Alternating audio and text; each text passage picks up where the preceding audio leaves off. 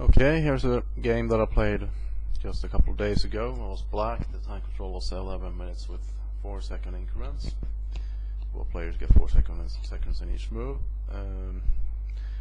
So let's take a rather quick look at the opening because I don't have much time. This is the Queen's Indian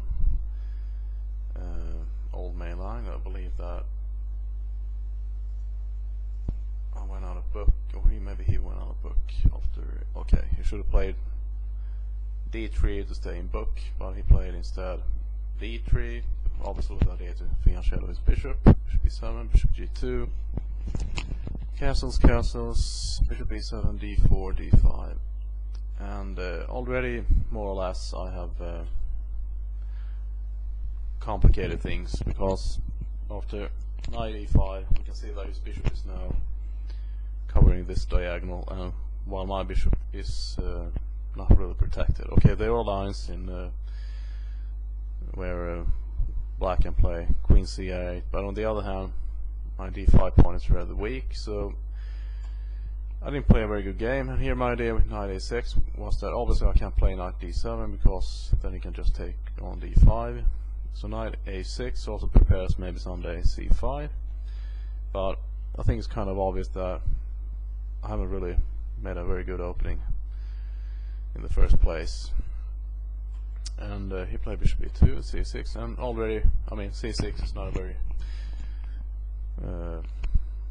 nice move, but more or less necessary. Obviously I can't play c5 because then he can just take on c5, and then when this pawn is traded off my pawn, my c pawn, then his queen is even on my d5 pawn, so it doesn't work. So c6, e4, and I just took. I take c4, and here instead of taking, I play queen c7 with the idea that at least now my queen is protecting my bishop, and I can also play c5, and I will also take with my knight in that case. So he just took, I took back, and well, no, I think black is kind of okay. I mean, it was wrong of me to allow this weird opening to in the first place, but now I think what black is kind of okay. So we play queen e2, and here I'll play c5. He just took, I took back, and it's a nightmare scenario would be if white could ever play d5, because then when he backed up with a rook or two and then just d5, then he will wind up with a passed pawn on the d file, and that's not very comfortable. So I didn't allow that. So he played rook at f2 d1, preparing d5 perhaps at some point. Obviously he can't do that right now because I have both my pawn and queen on d5, so I play rook 8 d8, and here we just play d takes c5, knight takes c5, bishop a3, queen c7, attacking his knight twice, so he went back to b2, rook f e8, f4, knight d7, trading off that knight. He took. I mean, first of all I have to say that I haven't analyzed this game in any depth, either myself or with the computer, so I'm sure there were a bunch of mistakes made by both players, but you know, it doesn't really matter. What matters is what happened over the board, and that's also, I mean, in 9 cases out of 10, the games that I show are we're always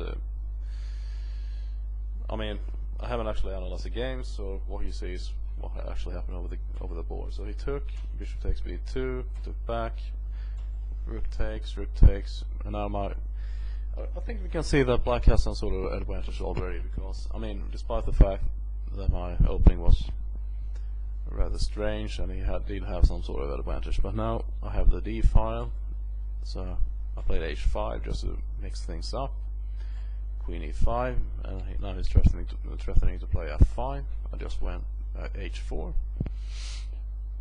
Notice that if he'd played f5, obviously wouldn't take. I would probably just let things be the way they are, and if takes, I'm just take back, and then he'd be forced to play either check or queen to a1. So he played g4, and here rook d8.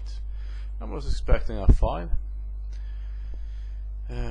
So he went to e4, I played h3, and that pawn looks well, it's a sort of double-edged move, because on the first look, it looks like it's very strong because of my queen ever.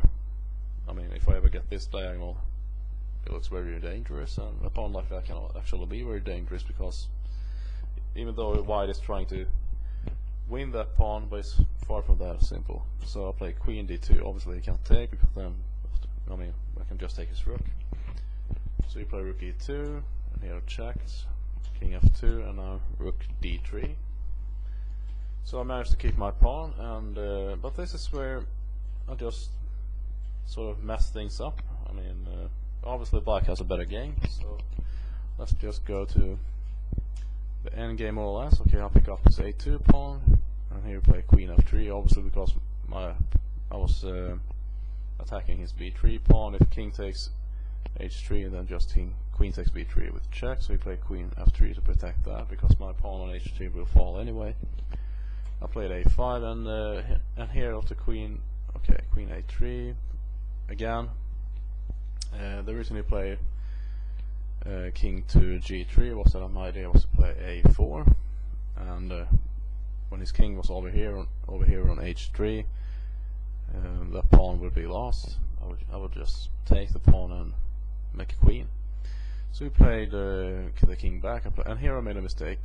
Queen to d2, obviously losing a pawn. There's no way to protect that pawn, because you might think that, okay, I can just take his b3 pawn, but of course I can't do that, because I mean his queen would be over here protecting his own pawn. So that was a mistake. So I queen to b1, just to, well, giving my queen more squares to check, for example, over here. So he played h4. There's no rush to take the pawn because I can't protect the pawn anyway. So I play queen to h1. He took the pawn, queen e1 check, and here he couldn't really get away from all my checks. And okay, this looks very dangerous for white, but I was very confident because I just couldn't see how white could actually win this game. I mean, a couple of minutes ago I was just perfect, and now I messed up and I lost a pawn, and so now I even sacrificed this pawn just to escape with perpetual checks. And here he just obviously protecting this pawn. And the reason I'm not actually sacrificing a pawn here, notice that if he'd taken this pawn, his queen would be sort of out of the game, and I would check over here, and wherever his king goes, I would just follow his king, taking maybe this pawn and this pawn, and that would probably be a draw, because it's very difficult to escape those checks. So maybe actually maybe I wouldn't even take the pawn, but check over here as I did in the game. So I threw in a check, and I play queen to d1. Obviously I can't take this pawn, because then he would just put his own queen in between, and I have to trade, and there's no way to stop this pawn, obviously. So I play queen d1. He cannot play c7 here, because then after queen to c2 check, I would just win the pawn on c7. So he took my pawn, queen d2, and here I just follow his king, allowing him no escape. And here eventually he decided that he had to give up this pawn, but I didn't take the pawn. I played queen to c5 check, king to g3, and here queen g1. He actually lost some time, but I don't believe that there's any way for white to win this game, despite this dangerous pawn over here and the fact that he's actually up 2 pawns. It's very difficult to escape those checks, and I haven't actually double checked this, but I'm pretty convinced that there's no way for white to get away from all the checks. Okay, that was all I had to say about this game, and I hope you enjoyed the video.